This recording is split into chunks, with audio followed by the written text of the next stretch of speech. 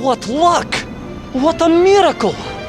One moment I was rushing into the fetid tonsils of that horrible monster. The next, I was plummeting downwards to the jungle floor beyond its reach. I prayed I would land on something soft. Perhaps your head. But nothing could have prepared me for what was about to unfold. An epic saga of pride, power, and revolution. A struggle for freedom the likes of which our world has never seen. And it happened like this.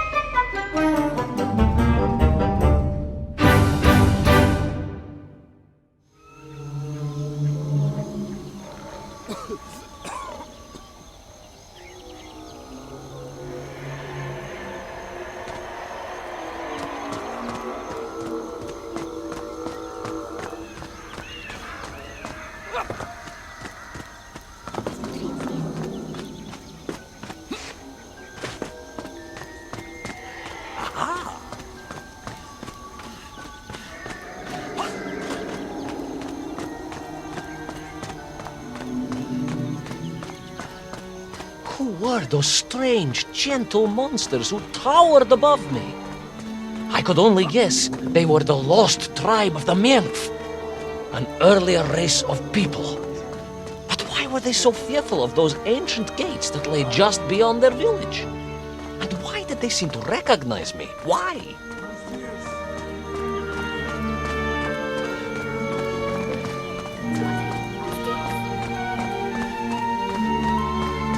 Yes, I'm also wondering why. No, a как же, General? Who was I to question such things? Trapped as I was deep underground. I was more curious, I must admit, about the location of Little Orpheus.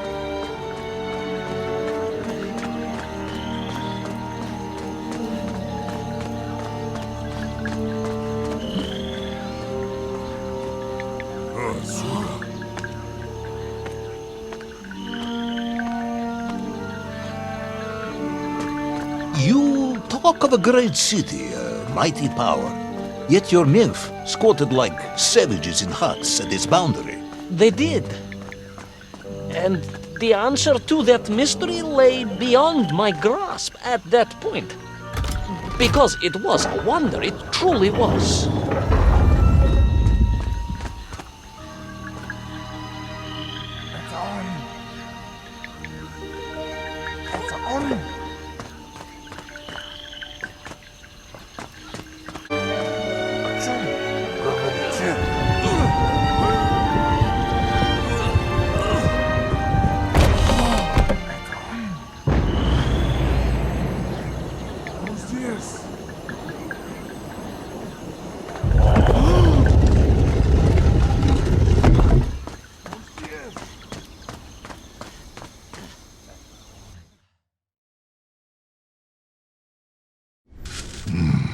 The lost city of Agartha. I hope I may one day see it myself. Oh, General, if only you could. Unfortunately, as I shall explain, should you seek Agartha now, you wouldn't find it. It has been utterly destroyed.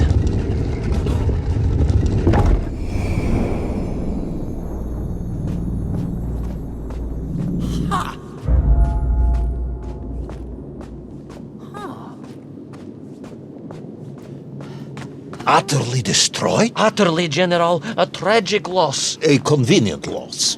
I imagine archaeologists weeping as I tell you. But most importantly, before we continue, you must understand one crucial fact about its destruction. Which is? It wasn't my fault.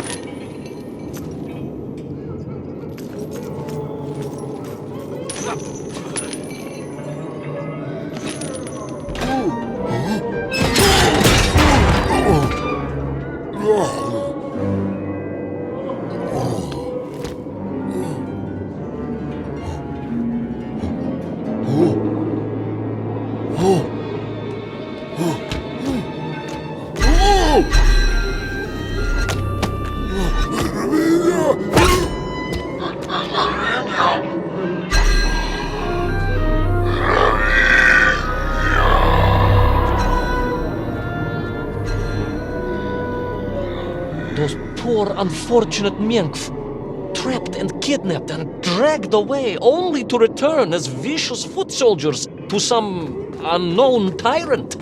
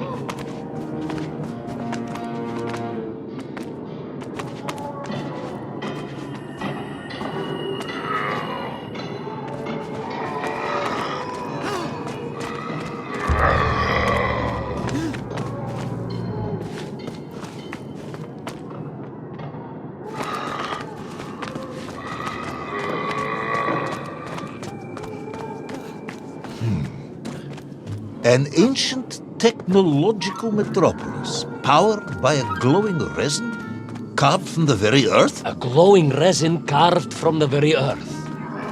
Do you see, General? I fear you are about to enlighten me.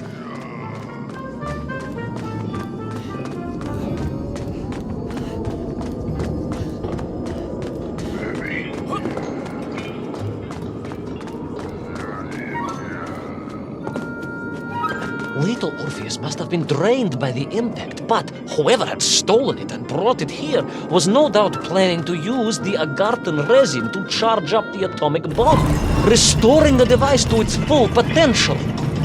What sort of man would come up with such a monstrously reckless scheme? Perhaps the type of man who has such limited understanding of atomic energy that he thinks an ancient metropolis can be powered by shiny...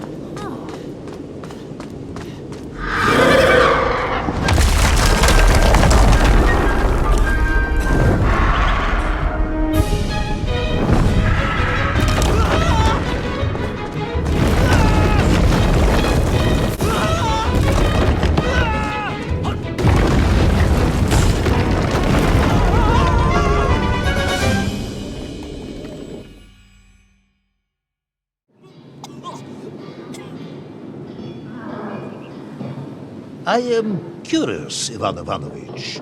You talk and talk about this great subterranean city. Yet what you describe sounds strangely familiar. It does in some way bear an uncanny resemblance to the glorious architecture of Comrade Alexei Dushkin. Don't you agree? Tanet, General. I have never heard of this great Tavarish Dushkin or his works. Interesting. Because you were photographed on the steps of his marvelous Vysotka na Krasnich Varotach, shaking hands with the Glavny constructor. That was the chief designer? The sweaty little fat man with the bad hearing? Mind your mouth, Ivan Ivanovich. And don't think you can distract me by slandering one of the great visionaries of our time. Without him, neither of us would be sitting here now. Must remember to thank him for that, General.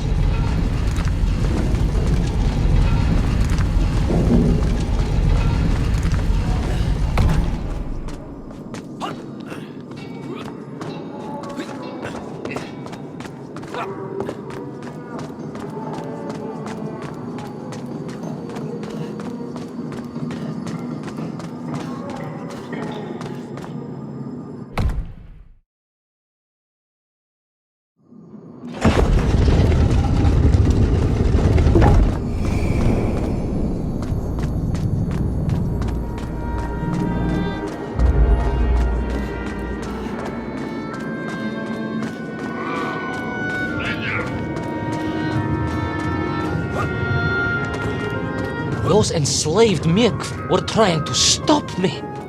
I was sure of that now. I find myself sympathizing with them, I must admit. No, General, then I have failed to win you over. Uh-huh. A point of agreement at last.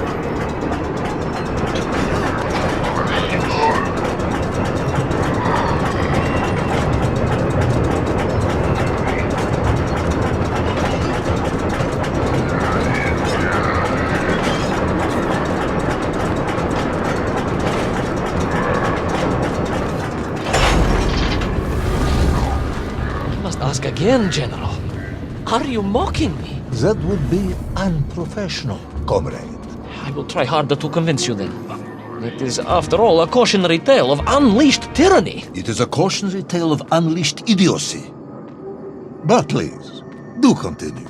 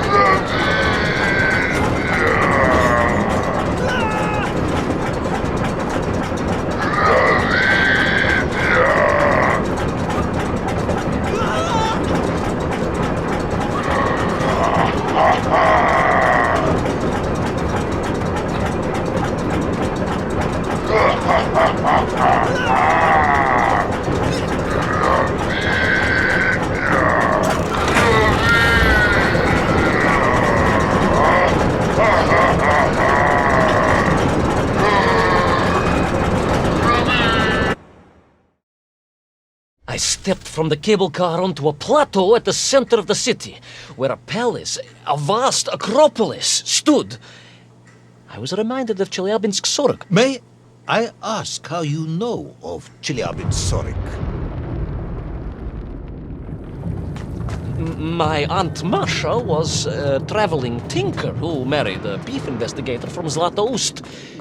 She told me of a secret but wonderful city in the west. An edifice of sheer power, humbly serving the will and needs of the people. Yes, unfortunately, that story didn't end so well. No, that's what Auntie Marcia told me. And perhaps that is why I was also reminded of it. Because the moment I touched the floor in that place, I could tell something was very, very wrong.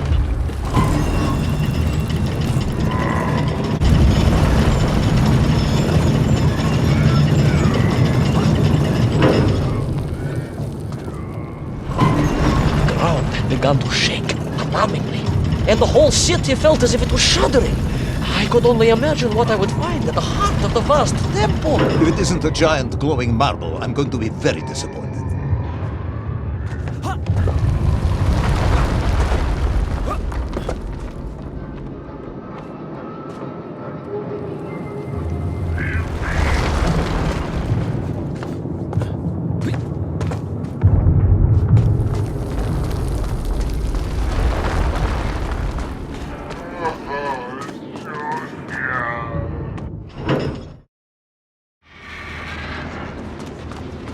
A huge resin sphere that overshadowed all of the others. I caught glimpses through the twisted architecture. And it was then I saw him, the thief, the enslaver, the tyrant, sucking the power from this wondrous city as he drained the very lifeblood of the ancient civilization and drew it into the atomic embrace of Little Orpheus. With a song in my heart, I raced onwards to stop him.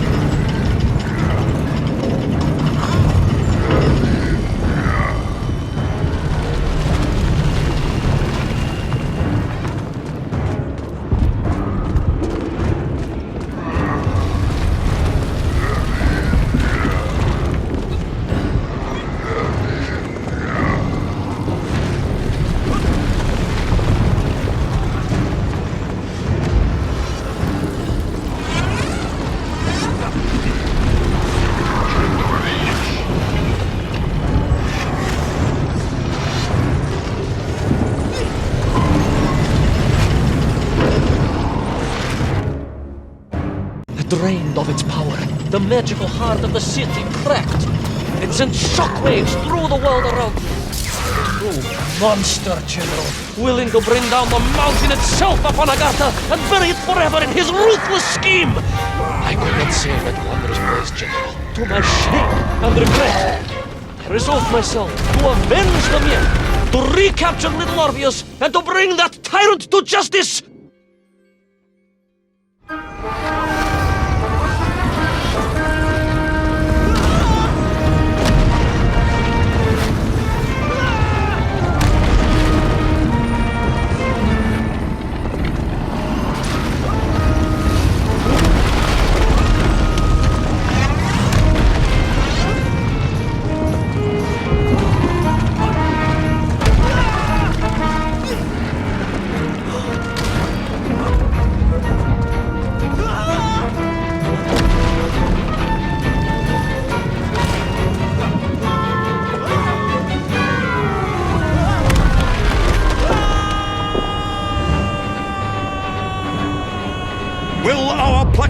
careless hero fall forever through those unknown skies? Will he discover the identity of the brutal thief commanding the army of the MENK? What chance does he have of ever returning to his beloved homeland? How long can the General's patience last? All of these questions and more will definitely be answered in the next exciting episode of Little Orpheus!